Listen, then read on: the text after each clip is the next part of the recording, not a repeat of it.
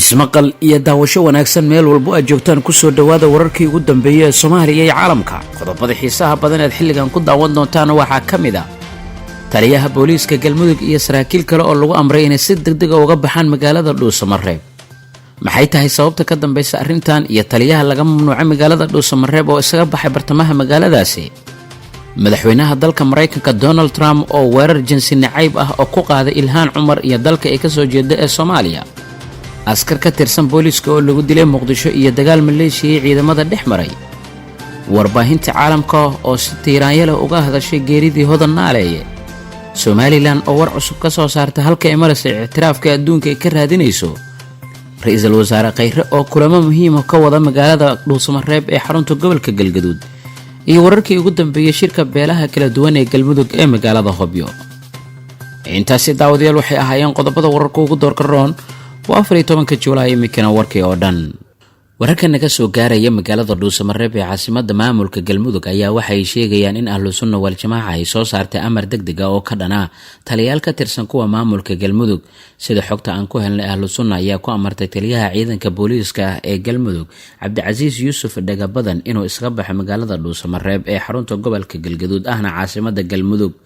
doodheer iyo isku day la doonayay in Ahlu Sunna go'aankaasi ay kaga laabato ayaa lagu waramayaa inuu fashilmay, waxaana uu taliyihii ugu dambeyntii lagu waramayaa inuu isaga baxay gelinkii dambe ee shalay magaalada Dhuusamareeb. sidoo kale Ahlu Sunna ayaa amartay in uu isaga baxo magaalada Dhuusamareeb taliyihii hore ee ciidanka xoogga dalka qaybta 12aad oo magaciisa lagu soo koobay Cornel Sulub.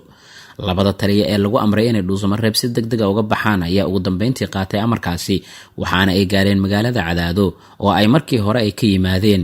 ilaa ay hadda lama oga sababta keentay in Ahlu Sunna amarkan ay siiso taliyaashan isla markaana isaga baxaan magaalada Dhuusamareeb iyadoo go'aankaasi lagu dhawaaqay halkaas oo ah magaalada Dhuusamareebna halka ay taalo gogasha nabadda ee Galmudug isla markaana ay ka dhici doonto doorashada, inkastoo mas'uuliyiinta dowladda federaalka ee Soomaaliya ugu sareysa ay sheegeen in doorashada iyo gogasha nabadda ay taalo magaalada Dhuusamareeb ee caasimadda gobolka Galgaduud. ururka Ahlu Sunna ayaa weli gacanta waxay ku hayaan awoodda degmooyinka Gurceel iyo Dhuusamareeb. waxay amar ay ku bixiyeen in saraakiishan isaga baxaan magaalada. sida warbaahinta ay u xaqiijiyeen amarkan saraakiisha Ahlu Sunna ka soo baxay waxaa qaatay taliyaashii ciidanka booliiska ee Galmudug waxaana ku laabteen magaalada Cadaado.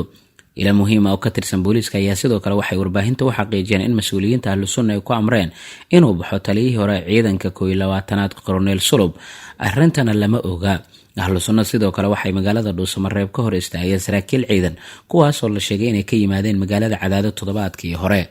Ahlu Sunna wal Jamaaca ayaa waxay la heshiisay dowladda federaalka ee Soomaaliya waxaana la ogeyn go'aanka hadda ay qaateen iyo sidoo kale waxa salka uu ku hayo.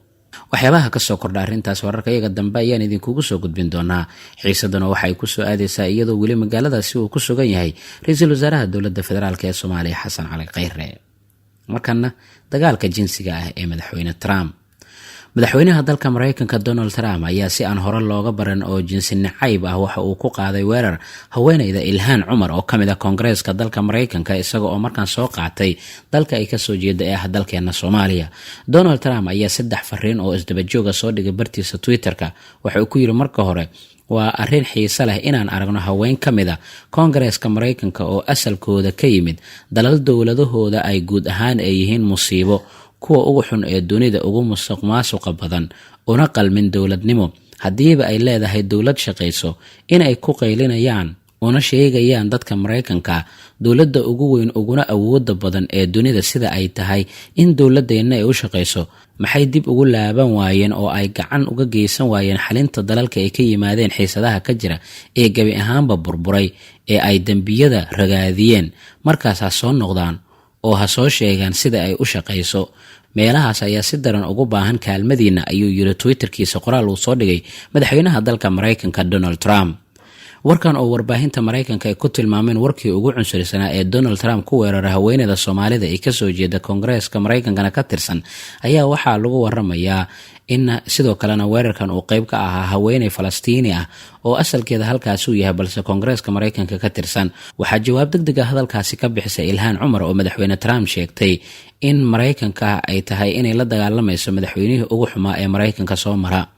madaxweyne, anigoo ah xubin ka mid ah Koongareeska, dalka kaliya ee aan u dhaartay waa Mareykanka, waana sababta aan ugu dagaalamayo inaan ka difaacno madaxweynihii ugu musuqa badnaa oo aan u qalmin xilka madaxweynaha ee abid soo mara dalkan, ayay tiri, oo ay fariinteeda ku sheegtay Ilhaan Cumar. sidoo kalena fariin kale ayay ku sheegtay inuu Trump uu ka careysan yahay dadka iyada la midka ah oo ka mid ah Koongareeska dalka Mareykanka, iyadoo ay haysato caadifad cunsuriga ee cadaanka isla weyn. waxaa kaloo jawaab kulul u dirtay madaxweyne Trump haweeneyda asalkeeda yahay Falastiin ee ka mid ah Koongareeska dalka Mareykanka ee lagu magacaabo Rashid Tlaib, waxaana ay sheegtay in madaxweyne Trump xafiiskiisa uusan sii joogi doonin kana shaqayn doonaan sidii looga saari lahaa. markana ra-iisul wasaare ku-xigeenka xukuumadda federaalk ee Soomaaliya Mahdi Maxamed Guuleed Khadar ayaa gudoomay shir ay yeesheen guddi hoosaadka golaha wasiirada ee tubta horumarinta arrimaha bulshada. shirka oo ay ka qayb galeen howlwadeenada iyo sidoo kale wasaaradaha halbeegyada ku leh tubtan ayaa waxaa looga hadlay horumarinta arrimaha bulshada iyo dardargelinta fulinta qorshayaasha wasaaradda ay u degsatay oo ay ugu dhammaystirayaan sanadka 2019. wasaaradda gargaarka iyo maareynta masiibooyinka xukuumadda federaalk ayaa shirka kusoo bandhigtay warbixin la xiriirta heerka ay maraysa xaaladda bini'aadanimo ee dalka Soomaaliya.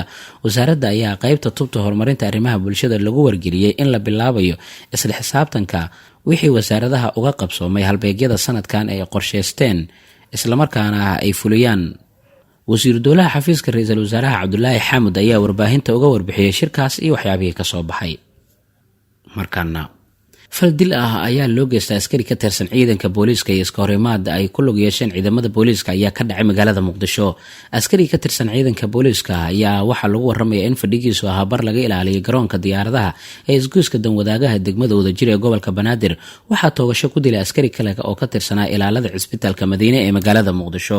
wararka ayaa waxay sheegayaan in askariga dilka geystay uu ka hor istaagay gaari uu watay askari kale oo isku dayay in uu si xooga uu ku maro barta ay sugnaayeen ciidamada booliiska iyadoo goobta uu ku geeriyooday, waxaana goobta ka baxsaday askarta dilka geysatay.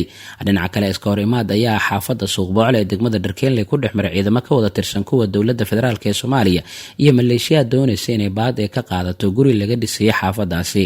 rasaas xoogan ayaa labada dhinac isweydaarsadeen, waxaana lagu waramayaa inay ka dhaceen xaafadda Suuqa Boocle ee degmada Dharkeenley ee gobolka Banaadir, iyadoo muddo kadibna ay baxsadeen kooxihii doonayay in ay gaari ay dadka ay ka qaataan lacagta maadaama guriga cusub ee la dhisaya ay doonayeen in lacag ay ka helaan. markana qaar ka mid a warbaahinta ugu weyn caalamka gaar ahaana kuwa Canada iyo Mareykanka ayaa si weyn u falanqeynaya geerida ku timid Hodan Naaleeye oo ka mid ahay dadkii ku dhintay weerarkii Jimcadii ka dhacay magaalada Kismaayo ee gobolka Jubbada Hoose.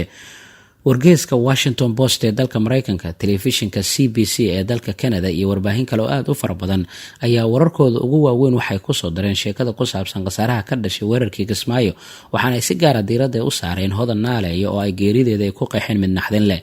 telefishinka iyo sidoo kale idaacadda ugu weyn dalka Canada ee lagu magacaabo CBC ayaa sidoo kale labadii maalin ee lasoo dhaafay ka hadlayay geerida Hodan oo ahayd wariye dad badan ay ku tilmaameen qof ku dayasho mudan.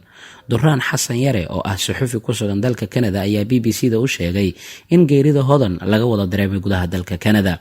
waxaa kaloo uu sheegay in maskaxda dadka ay weli ay ka go'ilaadahay naxdintii ay ka qaadeen geerida Hodan, iyadoo xitaa dadka Soomaalida aan ahayn ee halkaasi ku nool ay u tacsiyenayeen ehelada qoyska Hodan.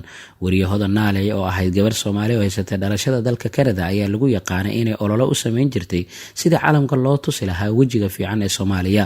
muddo sanado ah ayay ku guda jirtay dadaalkeeda ay dadka caalamka ugu bandhigaysa dhinacyada wanaagsan ee Soomaalida iyo quruxda wadanka, halka ay warbaahinta inta badan diiradda ay saaraan colaadaha, abaaraha iyo waxyaabaha dalka ka dhaca. weerarka lagu qaaday hoteelka ay ku sugnayd Hodan Naaleeye ayaa sidoo kale waxaa lagu dilay saygeeda iyo 24 ruux oo kale. dadka Soomaaliyeed ayaa maalmihii lasoo dhaafay baraha bulshada ku faafinaya sawirada Hodan iyo muuqaalo horey looga duubay, waxaana ay muujinayeen siday ugu xun yihiin geerideeda. hadallada ugu badan ee lagu xasuusto waxaa ka mid ahaa inay mar walba sheegi jirtay inay doonayso sida ay dadka Soomaaliyeed iyo jeelasha ka dambeeya uga tagi lahayd dhaxal wanaagsan oo ku saabsan wanaagga dalkooda. ugu dambeyntii Somaliland waxay ka hadashay dadaalada kala duwan ee ay ugu jiraan ictiraafka ay ku baadigoobayaan oo ay rabaan inay ka helaan beesha caalamka. Yaasiin Faratoon, wasiirka arrimaha dibadda ee Somaliland, ayaa sheegay in meel fiican ay marayaan dadaalada ay ugu jiraan ictiraaf raadinta, isaga oo ka dhawaajiyay in Somaliland xiriiro fiican ay la leedahay wadamo badan. wasiir Faratoon waxaa kale oo ka hadlay safarkii madaxweyne Biixi ee dalka Geni, kaas oo uu ku sheegay inay ka mid tahay dadaalada lagu sii xoojinayo ictiraafka ee Somaliland baad goobka ugu jirto. waxa uu yidhi somalilan maanta oo qura ictiraaf uma baahna ee tan iyo markii xorriyadeedii ay dib ula noqotay 1991 xaq baynu u leenahay inaan nala aqoonsado dariiq kastaana waan u maraynaa aqoonsiga aan raadinayna ayuu yidhi wasiirka arrimaha dibadda ee somalilan.